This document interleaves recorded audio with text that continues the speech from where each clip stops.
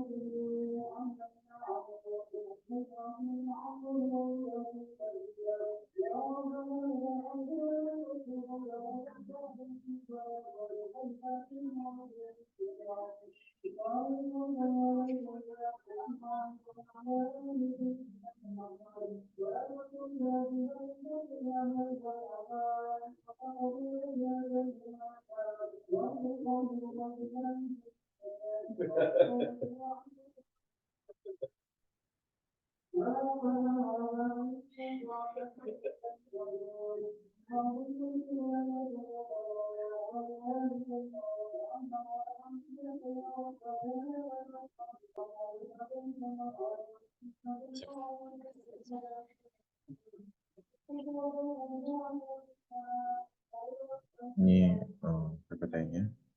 Coba aja dulu bagian A ya. Salah satu sumber peran manajer di perusahaan pertanian adalah mengelola sumber daya produksi yang sebaik-baiknya agar memberikan hasil atau produktivitas yang maksimal dengan menggunakan input yang paling rendah. Ini benar, cukup cukup mudah.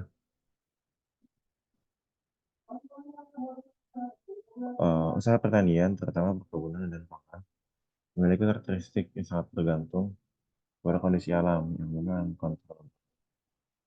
Ya, perkebunan dan pangan ya. Kalau horti masih bisa lah kadang-kadang diakalin gitu, tapi kalau perkebunan dan pangan enggak.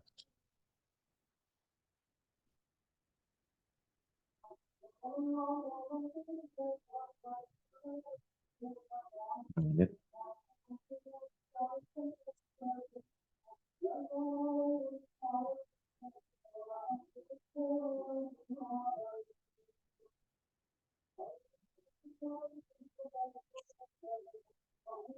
Karakteristik voluminous atau bulky, dirasa produksi tanaman tidak berpengaruh terhadap sistem logistik sama sangat berpengaruh.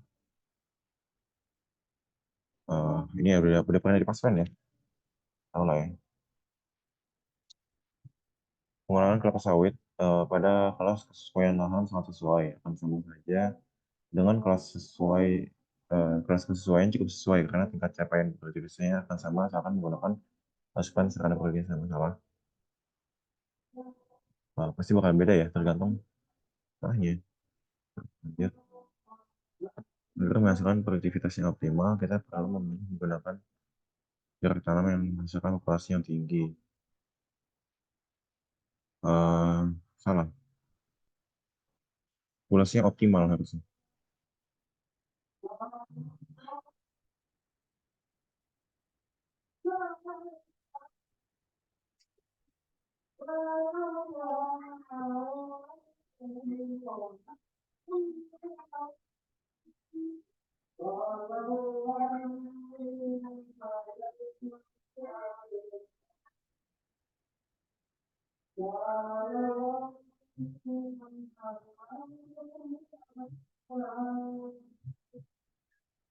Visi misi perusahaan termasuk manajemen strategis. Oke, sehingga hanya perlu dipahami oleh supervisor, tidak sampai ke tingkat derajat yang sama. Semua orang harus paham ya visi misi. Lanjut. Dalam memulai bisnis menggunakan komoditas tanaman, tidak diperlukan perencanaan usaha asal dijamin pasaran. Juga salah. Penyusunan studi kelayakan dimaksud untuk jadi pedoman kelayakan.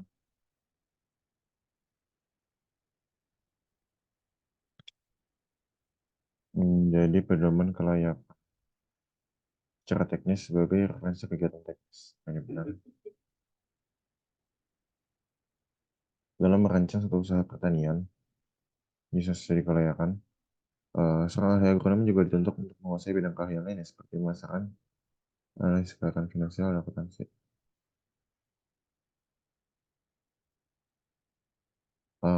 Ini gue nggak yakin. Maksudnya apakah ini harus dilakukan oleh seorang agronom juga?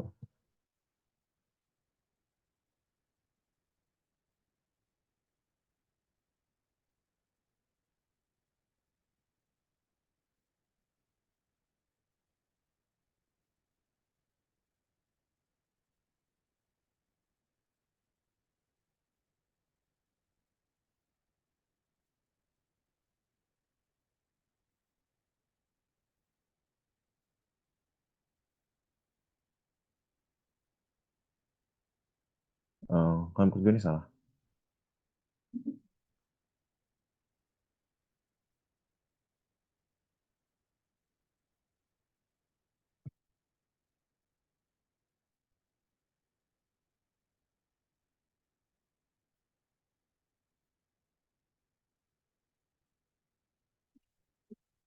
Luas lahan produksi berkaitan dengan skala usaha perusahaan. Kalau apa ya, luas lahan tersebut tidak berhubungan dengan tingkat kelayakan, oke salah. Oke, lanjut. Ini biasanya segini doang. Ini berapa sih? 10 soal nggak sih? Nah, lanjut ada bagian B.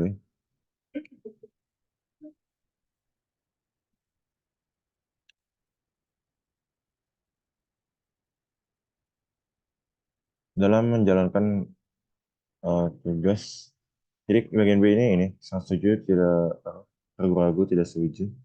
Ada 7 kasus ya. Kita coba bahas saja. Ini mungkin kalau ada yang punya pendapat boleh langsung dibikin aja. Sini ada 16 orang yang join. Nih. Dalam menjalankan tugas manajerial selaku manajer produksi tanaman, saudara dituntut hanya fokus pada tugas pokok untuk mampu menangani dan bekerja sama dengan tenaga kerja yang bekerja dalam bidang produksi tanaman saja, yaitu agar target rencana produksi tercapai. Setuju Pak? Anda? Oke, jadi kalau menurut gua, hmm, gimana ya? Tenaga kerja dan bekerja dalam bidang mampu menangani dan bekerja sama dengan tenaga kerja yang bekerja dalam bidang produksi tanaman. Eh enggak sih, saya tidak setuju. Kenapa? Karena eh seorang manajer produksi tanaman itu juga harus berkoordinasi dengan eh bagian lain. Contohnya pemasaran misal. Nah, bagian pemasaran kayak kan dia yang mengarahkan ya produksi kita targetnya seperti apa gitu. Nah, dengan target yang disediakan tersebut kita bakal berusaha memenuhi gitu. Kita bakal berusaha memenuhi target tersebut. Kalau misal rendah ya udah kita berarti mungkin beban kerja untuk para pekerja kita, bawahan kita juga nanti bakalan kita kurangin. Tapi kalau misalnya dituntut untuk eh, produktivitasnya tinggi, maksimum, berarti kan kita bakalan naik gitu beban kerjanya.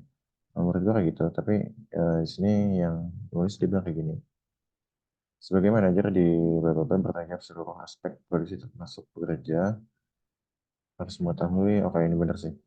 Benar tapi tadi ya, gue kurang setuju sama yang kayak gini. Lanjut. Ini atau ada yang mau ngasih pendapat, boleh. Gimana?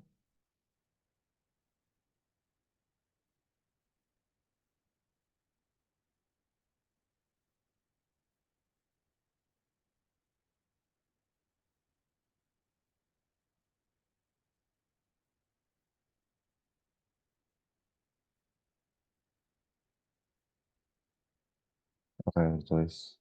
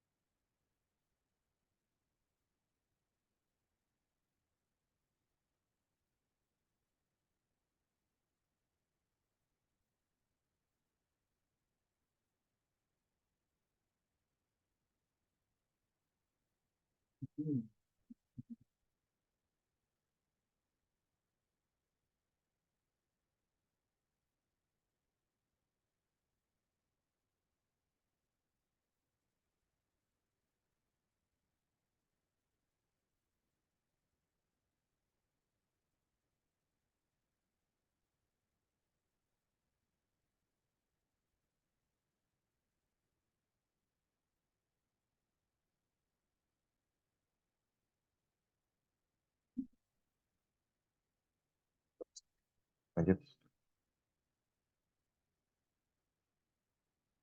Seorang manajer bidang produksi hendaknya berpegang teguh pada pedoman kerja yang sudah ditetapkan, GAP. Oke, GAP harus diterapkan secara mutlak, tidak boleh ada yang dilakukan di luar GAP. Eh,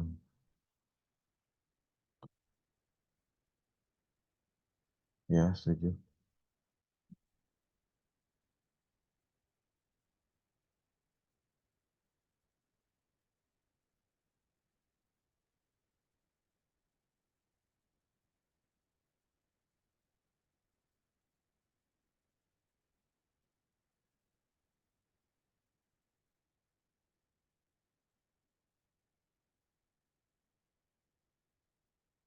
Eh,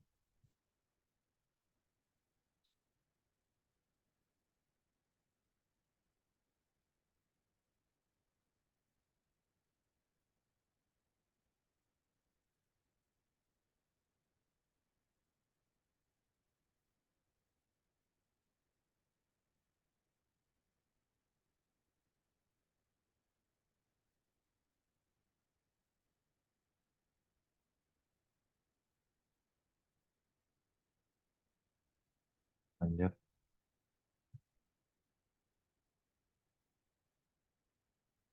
Dalam era teknologi informasi, penguasaan teknologi informasi harus menjadi kebutuhan penting bagi semua level karyawan pada semua bidang kerja.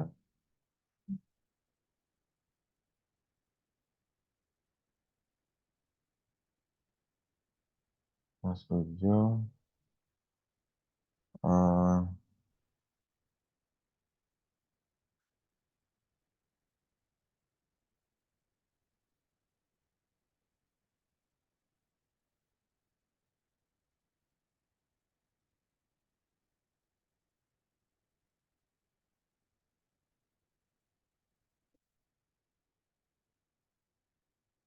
oleh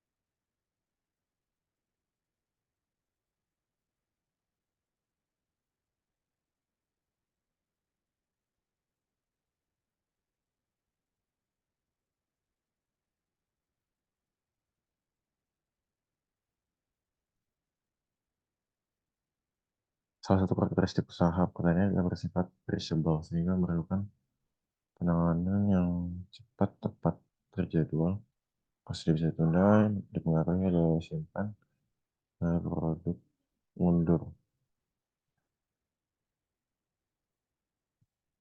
Ini benar.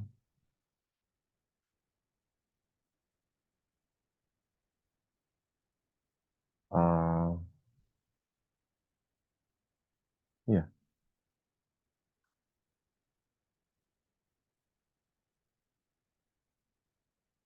apa ini udah setuju bah jawabannya? Lihat kualitas tanaman memiliki potensi sesuai potensi genetik, kondisi sesuai dengan faktor lingkungan tumbuh, dan perkembangan morfisiologisnya. Oleh karena itu, jika pasar memerlukan pasokan yang meningkat tidak dapat segera dipenuhi dengan meningkatkan karena timeline. Oke, ini juga setuju.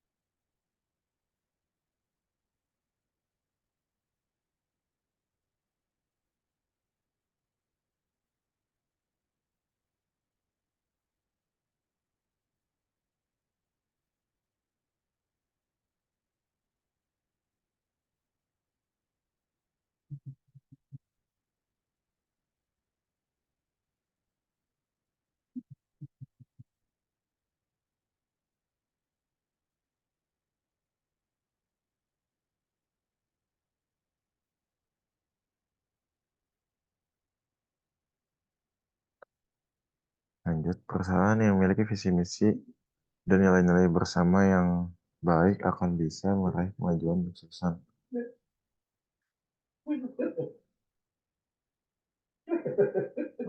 Saya tidak setuju karena penerapan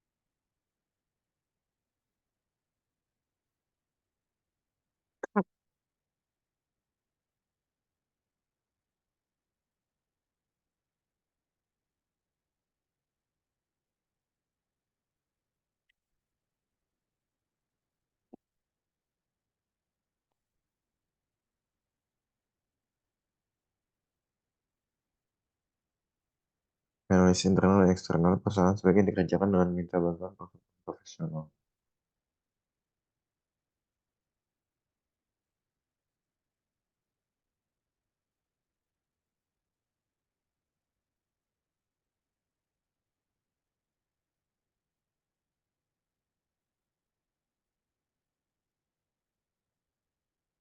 Uh, Ragu-ragu,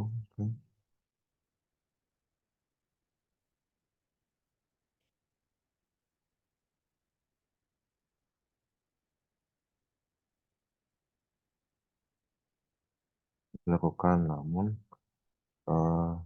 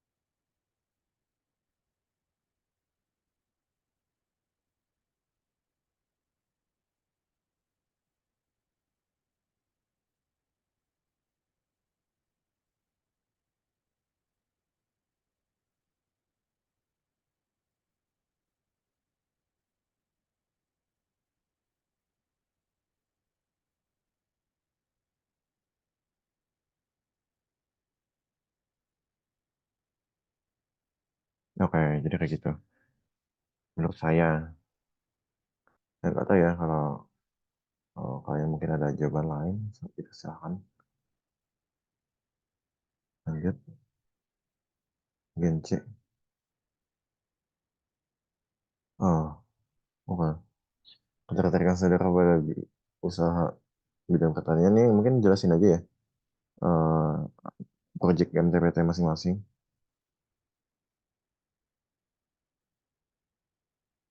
Udah sih, bisa kejawab kok. Nggak kepake ternyata MTPT. I don't know. Mungkin besok soalnya ganti. Tipnya gue nggak tahu ya. Kalau yang mau tanyain dulu, boleh. Ada. Kalau nggak ada gue stop share. Mat, Kenapa share? kata 57 ganti gak soalnya? Nggak tahu, belum nanya. Ayo coba tanyain lu. Ini udah kenalan. Mungkin 57. Boleh.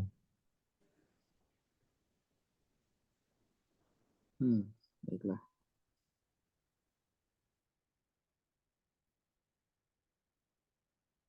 Udah, ini gue stop aja.